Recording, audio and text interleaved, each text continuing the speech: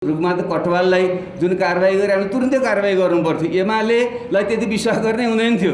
पछि कमरेड प्रचण्डजीले कस्तो अनुभूति गर्नु उहाँले राख्नु होला। त्यति बेला खालि झलनाथजी अध्यक्ष हुनुहुन्थ्यो, उहाँलाई बुटल महाधिवेशनसम्म पर्खिदिनुहोस् भन्नुभयो। हामी त असोज कात्तिकमै गरौँ भने असोजमा हाम्रो सरकार बन्यो, कात्तिकमै रुखमाधव कटवाल जस्तो प्रतिगामी एउटा दरबारको भाट व्यक्तिलाई राख्नु हुँदैन भन्ने हाम्रो जुन प्रयत्न थियो। जलनाथ खनालले मेरो चाहिँ फागुनसम्म चाहिँ अधिवेशन हुँदैछ बुटलको पर्खिनुहोस् भने लो पर्खिने भन्नुभयो। उहाँ चाहिँ कमरेड प्रचण्ड बढी हुन्थ्यो, मैले त्यसमा समर्थन मेरो पनि हो, तैपनि यसले बिगार्छ है भन्ने मनमा लागि नै राख्थ्यो। त्यसपछि हुन्छ भने त्यसपछि हामी दिल्लीतिर भागे। केपी शर्मा ओली यिनैले चाहिँ गएर चाहिँ 18 पार्टीको चाहिँ डेलिगेसन गएर त्यसको विरुद्धमा संविधान विपरीत ढङ्गले चाहिँ रुखमाधवलाई पुनर्स्थापना गर्ने काम गरे। प्रतिक्रान्ति त्यहीँबाट सुरु भएको। त्यसो गरेर हामीले चाहिँ सेनामा जुन प्रतिक्रान्तिकारीहरू चाहिँ हाबी थिए, दरबारीहरू हाबी थिए, त्यसलाई चाहिँ हामीले चाहिँ ठिक ढङ्गले चाहिँ कारबाही गरेर सेनालाई चाहिँ जनताको माथमा ल्याउन सकेको भए अब त्यो स्टेप हाम्रो अगाडि जान्थ्यो। यस्तो प्रकारको अवस्था आउँदैन थियो। त्यहाँदेखि एक त हामीले त्यही नै पहिलो त्यहीँ चुक्यौँ। अब एउटा लेसन लिने कुरा भयो। त्यसैले हामीले गल्ती गरे होइन, गल्ती समयमै नगर्नु, एमालेलाई आवश्यकताभन्दा बढी विश्वास गर्नु र एमालेबाट धोका खानु। झलनाथ खनालबाट अलिकति नरम ढङ्गको चाहिँ धोका, केपी ओलीबाट सिधै प्रत्यक्ष प्रकारको धोका खाएर हाम्रो चाहिँ एउटा ओह्रालो यात्रा त्यहीँबाट पहिलो सुरु भयो। त्यसपछिको यात्रा हाम्रो आफ्नै पार्टीभित्र पनि संविधान बनाउने कि नबनाउने, विद्रोह गर्ने कि संविधान भन्ने जुन खालको रहिराख्यो। मैले अहिले भन्नैपर्छ, अन्यथा नमान्नु होला। म पनि एउटा सहायक नै थिएँ, हामी सबैले मिलेरै गरे हो। तर मेरो त अन्तर्दिनले भनेको थियो खासै 67 सालको चाहिँ पार्लियामेन्टारी प्लेनमा होइन संविधान बनाएर जाउँ, अब गर्न नसक्दा बर्बाद हुन्छ भन्ने मैले भनेकै हो। साथीहरूले याद पनि होला। फेरि पनि हाम्रो सहमति हुन सकेनौँ र फेरि हामी विद्रोही संविधान भन्दैमा अलिकति हामी अल्मलियौँ र पछि 69 सालमा आएर जेठ 3 गते जुन सहमति भएको थियो त्यो सहमति मात्रै टिक्न सक्यो भए पनि संविधान बन्थ्यो। त्यो संविधान बनिदिएको भए हामीले चाहिँ मलाई चाहिँ 10-15 वर्ष नेपाली जनताले माओवादी पार्टीलाई नै मत दिन्थे र यदि हामीले त्यो गर्न पाएको भए शान्ति सम्झौता हामीले टुङ्ग्याउँथ्यौँ, सेना समाजन ठिक ढङ्गले हामीले टुङ्ग्याउँथ्यौँ र त्यसपछि संविधान पनि अहिलेको भन्दा जेठ 3 गतेको संविधान बढी अग्रगामी प्रगतिशील थियो र हामीले 10-8 वर्ष समय पाएको भए, किनकि हामीले भन्छौँ जसको विचार त्यसको नेतृत्व हुनुपर्छ भन्थ्यौँ नि त हामी। हाम्रो विचार थियो तर नेतृत्व अर्कै हातमा गयो। त्यसैले चाहिँ त्यो ठिक ढङ्गले कार्यान्वयन भएन र त्यहाँ संस्थाहरू इन्स्टिट्युसन जुन बन्नुपर्थ्यो त्यो बनेन। समस्या त्यहाँबाट सुरु भयो। यदि हामीले संविधान जारी गरेको भए चुनाव 1-2टा चुनाव हामीले नै जित्थ्यौँ, हाम्रै नेतृत्वमा संस्थाहरू बन्थे। जुन राज्यका पुनर्संरचनाका कुराहरू थिए, अड्डा अदालत लहेरी सेना ब्युरोक्रेसीको पुनर्संरचनाको कुरा थियो, क्रान्तिकारी वैज्ञानिक भूमि सुधारका कुराहरू थिए, सत्यनिरूपण मेलमिलाप आयोगका कुराहरू थिए, बेपत्ता आयोगका कुरा थिए। यी सबै हामीले सम्पन्न गर्न सकेको भए नेपालमा बिल्कुल नयाँ ढङ्गले यो क्रान्ति संस्थागत हुन्थ्यो। तै पनि भयो हुन केही त संविधान त हामीले बनायौँ। अब मैले तैँले किन छोडिस् किन बसिस् भन्नुभयो। म गैर जिम्मेवार भएको त पहिले उठेर हिँड्थेँ नि त। मैले त संविधान सभाबाट संविधान बनाएर जनताले संविधान जारी गरे भने कमसेकम त्यसले सार्वभौम सत्ता जनतामा ल्याउँछ। नामकै निम्ति भयो भने सङ्घीय लोकतान्त्रिक गणतन्त्र भयो भने नेपालको सन्दर्भमा जुन खालको चाहिँ संविधानका प्रावधानहरू हामीले राखेका छौँ, मौलिक अधिकार, राज्यका निर्देशक सिद्धान्त लगायत, यो पूर्ण रूपले संसदीय व्यवस्था होइन। संसदीय व्यवस्थाभन्दा अलिकति उठेकै हो। भलै हामीले यो चाहिँ अलिकति मिश्रित खालको जुन हुन पुग्यो, तै पनि यसमा टेकेर अगाडि जान सकिन्छ, संविधान जारी गर्नै पर्छ भनेर म त्यति बेलासम्म पार्टीमा पुरै मेरो मतसहितमा बसेकै हो। संविधान जारी भइसकेपछि त अब यो चाहिँ पुँजीवादी जनवादी क्रान्तिको एउटा स्वरूप हाम्रै मौलिकतासहित पुरा भयो। अब अगाडि जानको निम्ति विश्व परिस्थिति पनि फेरियो। हाम्रो जुन विचार जसलाई मार्क्सवाद लेनिनवाद माओवाद भनेका थियौँ, अब माओ पछिको पनि यति समय बितिसक्यो। माओ बितेकै त्यति बेला 30 वर्ष भइसकेको थियो। 2006 सालमा संविधान जारी गर्दा चाहिँ 40 वर्ष भइसकेको थियो भनेकै माओ मर्ने बित्तिकै अब त्यो सबै संसार ठप भयो। त्यसपछि विकास भएन, विचारमा विकास हुनु पर्दैन। नेपालको परिस्थिति परिवर्तन आएन, विश्व परिस्थिति परिवर्तन आएन, त्यहीँ अड्किएर बस्छ। त्यसपछिको विषय के हो, माओ पछिको चाहिँ त्यसमा विकास के हो भन्ने विषयमा नयाँ ढङ्गले अब हामी जान्नुपर्छ भन्ने आधारमा नै मैले नयाँ ढङ्गले अगाडि बढौँ भन्ने मेरो मतसहितमा निस्क्यो हो। त्यसले गर्दा धेरै साथीहरू सबै कुरा भन्न पाइएन, भ्याइएन। मलाई पनि लाग्यो अब यसले केही समय लिन्छ, त्यसैले एउटा अभियान हुँदै गरोस्, बहस छलफल हुँदै गएपछि फेरि कुनै ठाउँमा हामी नयाँ ढङ्गले एकताबद्ध हुन्छ भन्ने लागेर नै म आफ्नो बाटोमा हिँडेको हो। किरणजी आफ्नो ढङ्गले उहाँको त शान्ति प्रज्ञामै मत राखेर फरक हुनुभयो, त्यसपछि विप्लवजीहरू झन् त्यसरी फरक भएर जानुभयो, त्यो अर्को पाटो हो। र तपाईँहरू प्रचण्डजीको नेतृत्वमा जुन साथीहरू बढी यहाँ अहिले हुनुहुन्छ, तपाईँहरू आफ्नो ढङ्गले हिँडिराख्नु भएको छ। त्यसले मेरो अहिले भनाइ के छ, उहाँहरूको आग्रह के थियो भने तपाईँले एक ठाउँमा आइदिएदेखि हुन्थ्यो, माओवादीहरू एकै ठाउँ भन्ने जुन शब्द पनि उहाँले प्रयोग गर्नु। मैले एकै ठाउँ हुँदा त राम्रो त हो, तर के को आधारमा, के को निम्ति, कुन कार्यक्रम, कुन विचार, कुन चाहिँ सङ्गठनात्मक पद्धति, कुन खालको चाहिँ तत्कालीन दीर्घकालीन कार्यक्रम भन्ने कुरा प्रमुख कुरा हो। हामीले घाँटी जोड्दैन, प्रचण्ड र बाबुरामले घाँटी जोड्दैन, किरण र उल्याएर एकै ठाउँ आएर फोटो खिच्दैमा भन्थ्यो धेरै सकिया भने के आपत्ति गरेर भन्नुहोस् त। जति पनि फोटो खिचाइने हामी तयार छौँ, हामी के दुश्मनी छ, हामी भेट्छौँ, मजाले चाहिँ सुख दुःख कुरा गर्छौँ। प्रचण्डजी मेरो बडो सौहार्द कुरा छ। त प्रश्न त कस्तो अहिलेको युगको विचार के, माओ पछि के विकसित भयो? भौतिकवादी द्वन्द्ववादको जुन सिद्धान्त प्रतिवाद भएको थियो त्यसले त विश्व त निरन्तर गतिले परिवर्तनशील बन्छ। संसारमा अन्तर्विरोध शाश्वत हो, विपरीत एकत्व शाश्वत हो। त्यसले विपरीत प्रवर्गहरू नयाँ ढङ्गले आउँछन्। हिजो हामी वर्ग मात्रै भन्थ्यौँ, वर्ग पनि एक पुँजीपति र सरकार मात्रै होइन, विभिन्न वर्गहरू उत्पादन हुँदो रहेछन्। उत्पादन प्रणालीमा नयाँ स्वरूपहरू आए। अहिले त कृषि, पर्यटन, कृषि, उद्योग र सेवा तीनटा क्षेत्र मात्रै होइन, मनोरञ्जन लगायतका क्षेत्रहरू, खेलकुद लगायतका क्षेत्रहरू, बौद्धिक सम्पत्तिहरू, यी पनि नयाँ स्वरूपहरू चाहिँ आइरहेका छन्। त्यसले नयाँ वर्गहरू ल्याइरहेका छ भने वर्ग संख्या, जाति, क्षेत्र, लिङ्गका प्रश्न हामीले जनयुद्धकै बेलादेखि सुरु गरेका थियौँ, ती पनि प्रखर रूपमा नेपालमा छन् भने विश्वमा पनि फेरि नयाँ ढङ्गको परिस्थिति, पुँजीवाद र साम्राज्यवादको नयाँ स्वरूप आइरहेको छ।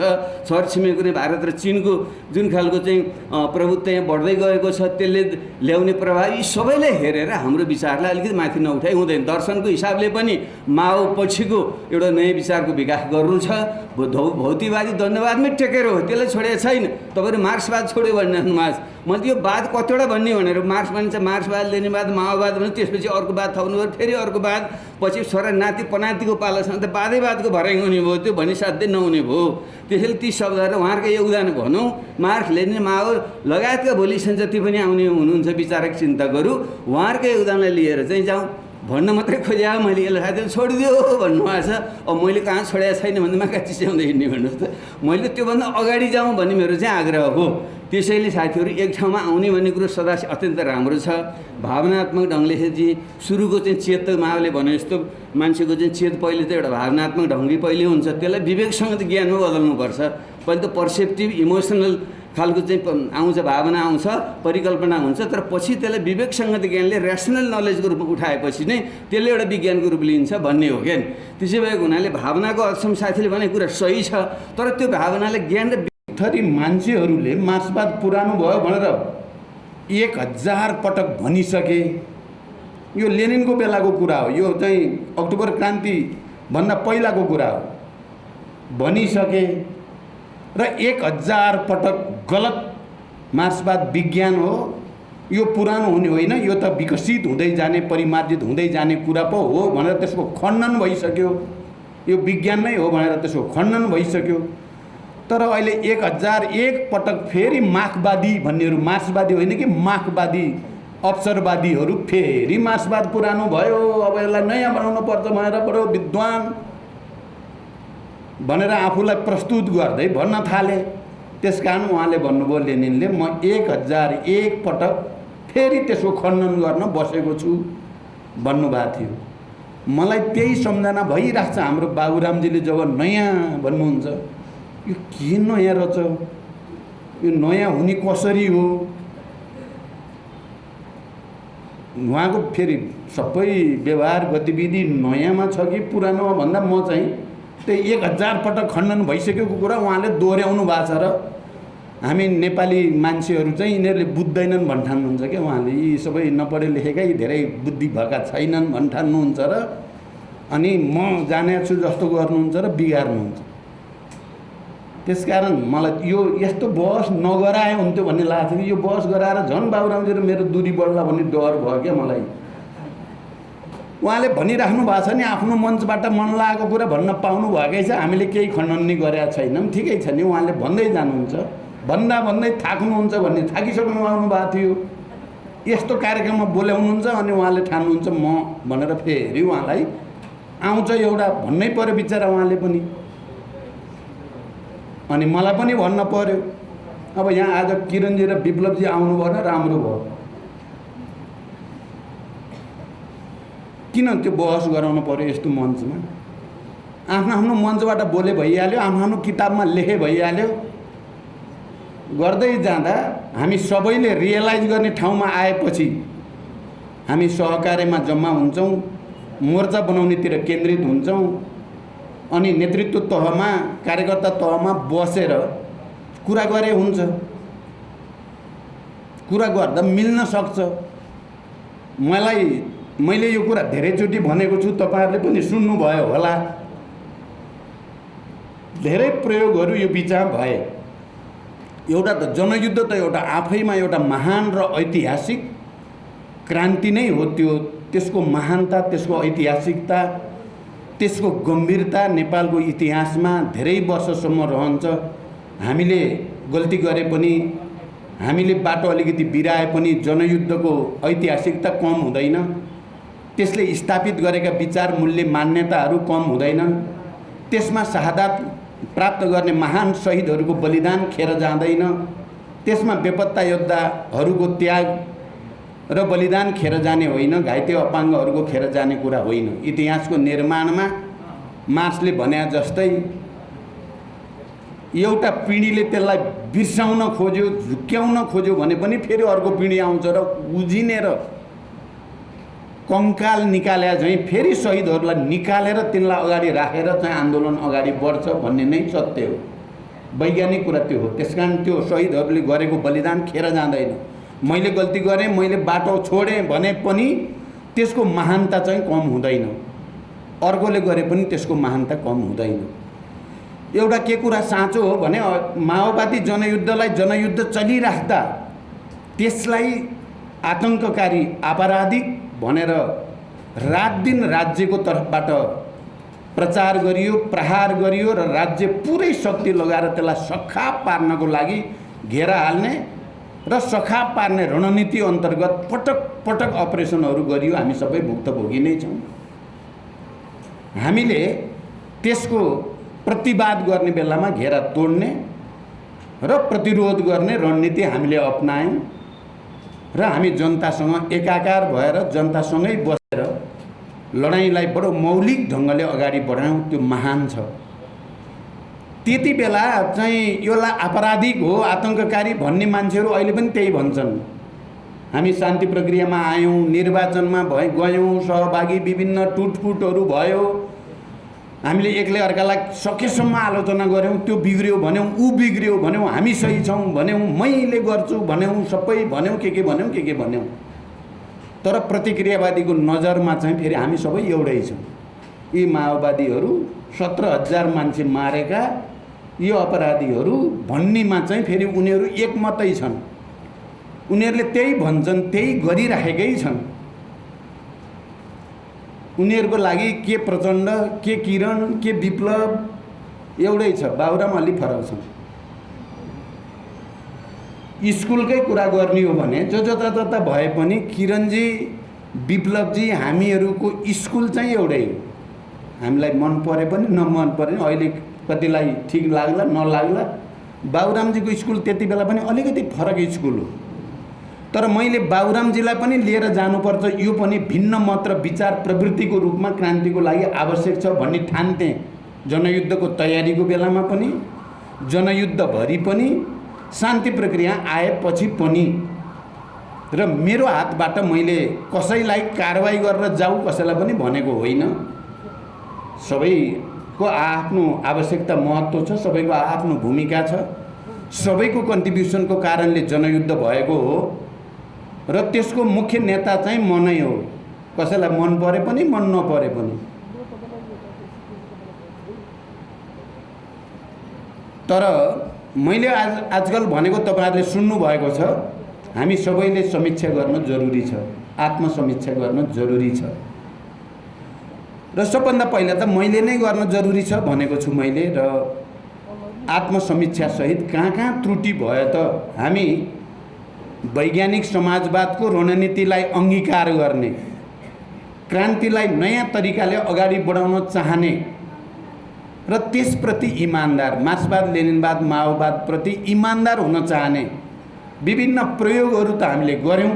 कुनै प्रयोग सही भए, कुनै प्रयोग गलत भए। यो फेरि यो हुनु विज्ञानको विकासको निम्ति आवश्यक कुरा पनि हो। कसैले पनि गल्ती नै नगरी चाहिँ विचारको विकास गरेको, पार्टीको विकास गरेको इतिहास छैन। केही न केही गल्ती लेनिनले पनि 6 सालमा गरेको गल्ती, 1906 मा गरेको गल्ती 1917 कि 18 मा गएर मेरो पनि गल्ती भएको थियो। त्यो बेला त्यो नीति मैले लिन हुने थिएन। बेकार मैले बहिष्कार गर्ने भनेर त्यति बेला भने, बहिष्कार गर्न हुने थिएन। मैले नि गल्ती गरेँ भन्नुभएको छ र उहाँले पटक पटक त्यो कुरालाई भन्ने गर्नुभएको छ। गल्ती नगर्ने मान्छे पनि अहिलेसम्म जन्मिएको छैन, पार्टी पनि जन्मिएको छैन, जन्मिँदा पनि जन्मिँदैन। गल्ती गर्दै सिक्दै गर्ने हो। गल्ती कम गर्न खोज्ने, गल्ती भन्ने थाहा पाएपछि सच्याउनेलाई नै इतिहासले राम्रो मान्छे भन्छ, महान मान्छे भन्छ, महान पार्टी भन्छ भन्ने कुरा नै सही हो।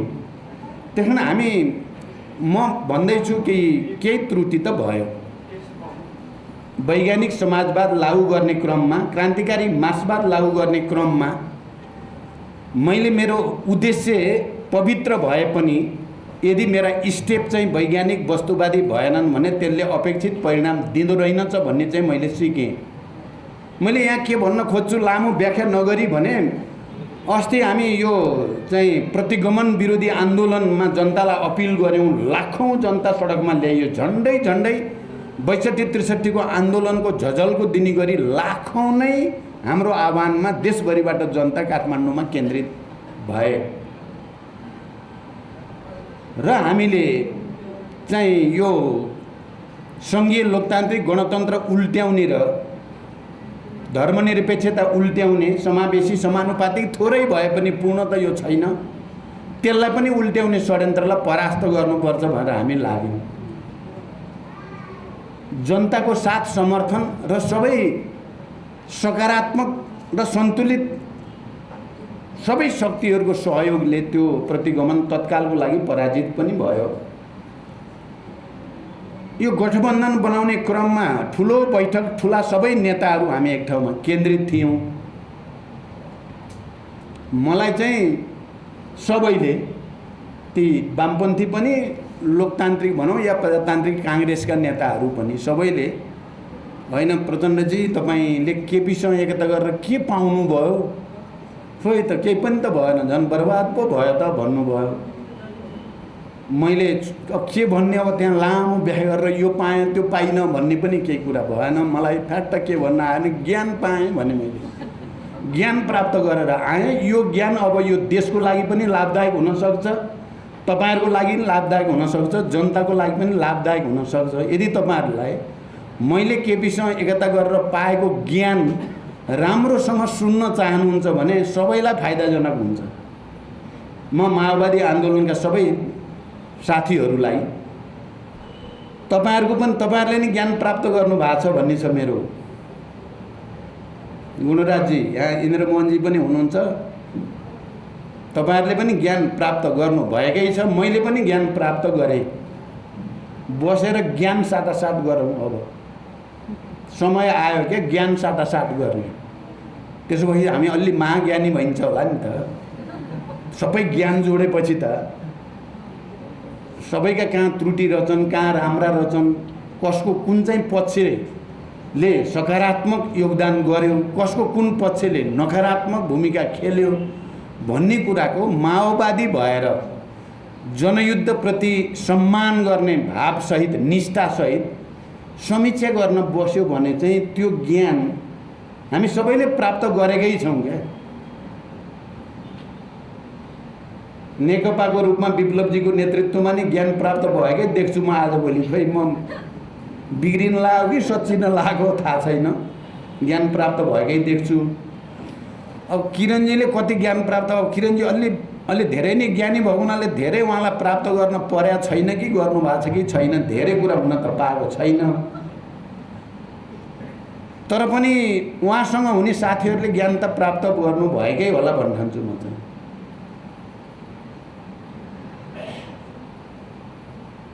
अब मैले त भनिहालेँ सबैको अगाडि, ज्ञान प्राप्त गरेँ मैले भएर। यो ज्ञान प्राप्त गरेँ भनेको तपाईँहरूले के बुझ्नु होला भने मैले आत्मालोचना गरेको हो भनेर पनि बुझ्दा हुन्छ।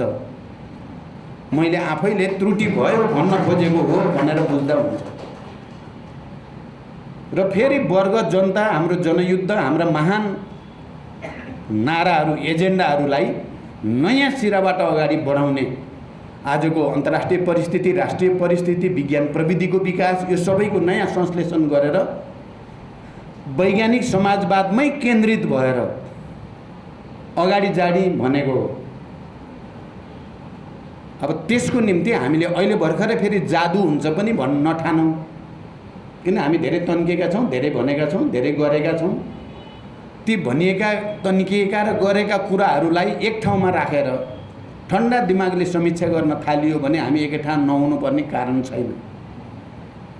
हामीले जनयुद्धको तयारी गर्दा र जनयुद्धको बारेमा केही कमिटमेन्टहरू, प्रतिबद्धताहरू मैले सूत्रबद्ध गरेको थिएँ। यहाँ अघि बाबुरामजीले पनि भन्नुभयो 6 बुँदे भनेर, त्यो मैले ड्राफ्ट गरेको थिएँ, 6 बुँदे प्रतिबद्धता जनयुद्धका भनेर।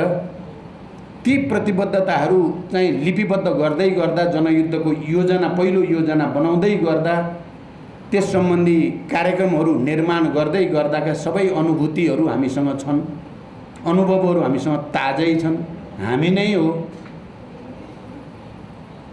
त्यति बेला गर्ने गरेको व्याख्या म स्मरण गर्न चाहन्छु। जनयुद्ध भनेको खाली प्रतिक्रियावादी, सामन्त, साम्राज्यवादी या वैदेशिक प्रतिक्रियावादी शक्तिहरूसँग लड्ने उपकरण मात्रै होइन। यो आफै भित्रको फोहोर मैला सफा गर्ने चाहिँ प्रक्रिया पनि हो। पेटी बुर्जुवा जे अब्सेसहरू, कम्युनिस्टहरू, क्रान्तिकारीहरू भित्र छन्, त्यसलाई सफा गर्नको लागि पनि हामीले युद्धमा जान जरुरी छ भन्ने कुरालाई त्यति बेला खुब जोड दिएर भन्ने गरिन्थ्यो।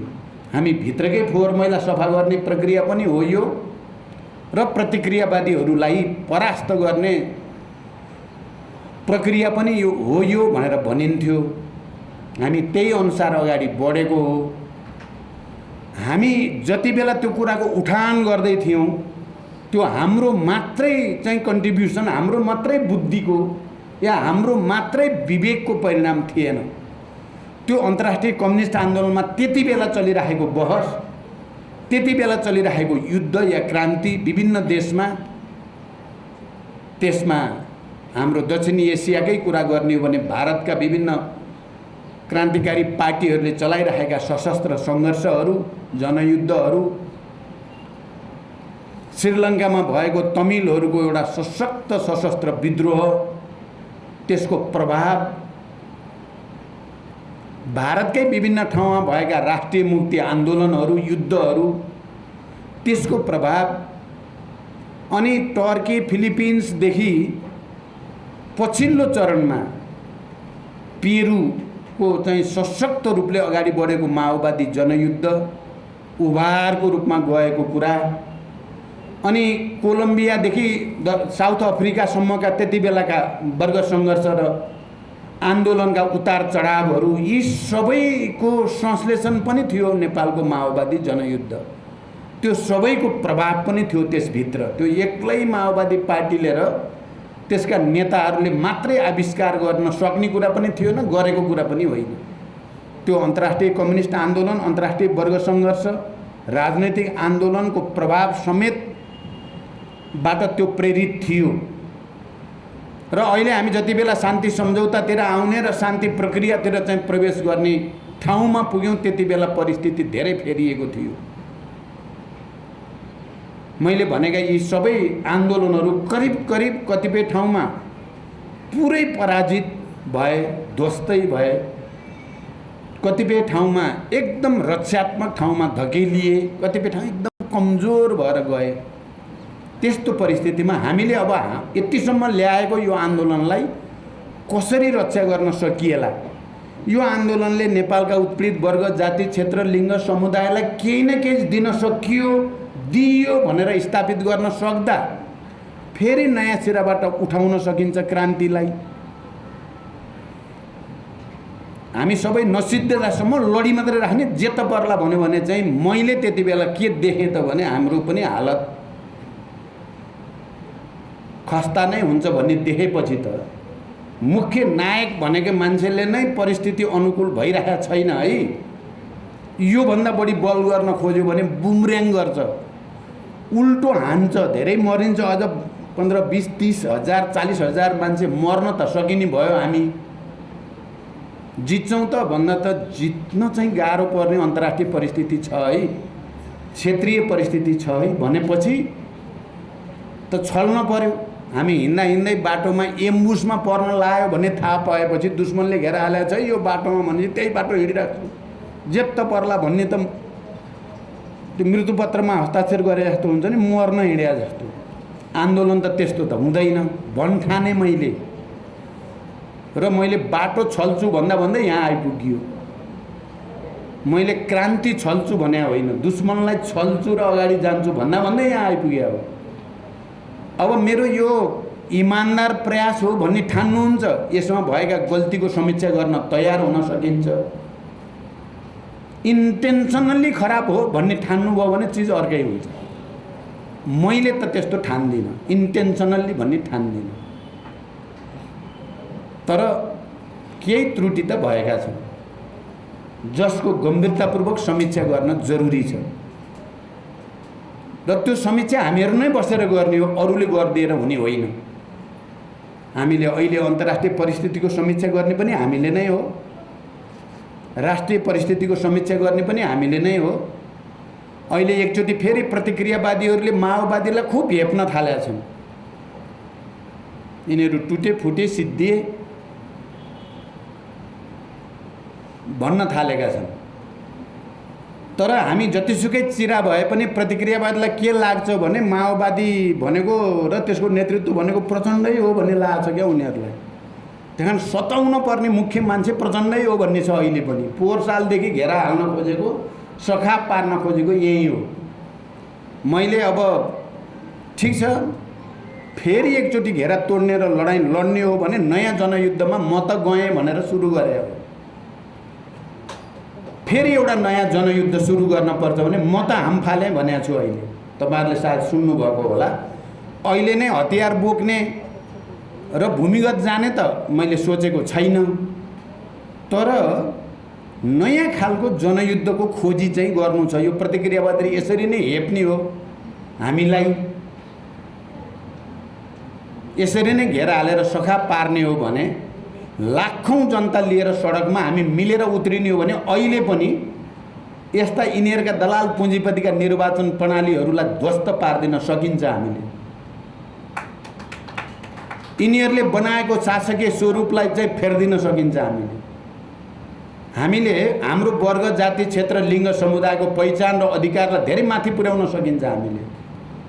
हामीले गर्न सकिने धेरै छ, किनकि दुई पटक प्रतिनिधि सभा विघटन गरेर देशी विदेशी सबै मिलेर प्रतिक्रियावादी मिलेर हामीलाई सखा पार्न खोज्दा हामी जनताको साथमा बसेर लाखौं जनतालाई लिएर तिनीहरूलाई परास्त गर्न हामी सफल भएका छौँ। अहिले पनि हामी अहिले विभिन्न माओवादी धारामा रहेका हिजोका जनयुद्धका सहयात्रीहरू सबैले आफ्नो आत्मसमीक्षा इमान्दारिता साथ मार्क्सवादी स्पिरिटको साथ गर्न तयार हुने हो र समाजवादप्रति इमान्दार भएर कार्यक्रम बनाएर अगाडि लाग्ने हो भने हामी अझै पनि यो देशको मुख्य शक्तिको रूपमा, निर्णायक शक्तिको रूपमा अगाडि बढ्ने सम्भावना छ। त्यसकारण यसकारका कार्यक्रममा हामीले गर्नुपर्ने कमिटमेन्ट या प्रतिबद्धता भनेको हामी सबै आत्मसमीक्षाको लागि तयार हौँ। हामी सबैले आफूले प्राप्त गरेको ज्ञानको संश्लेषण गर्नेतिर लागौँ। के ज्ञान राम्रो प्राप्त गरियो, के ज्ञान नराम्रो प्राप्त गरियो, त्यसको विश्लेषण गरौँ र एउटा संश्लेषण गरौँ।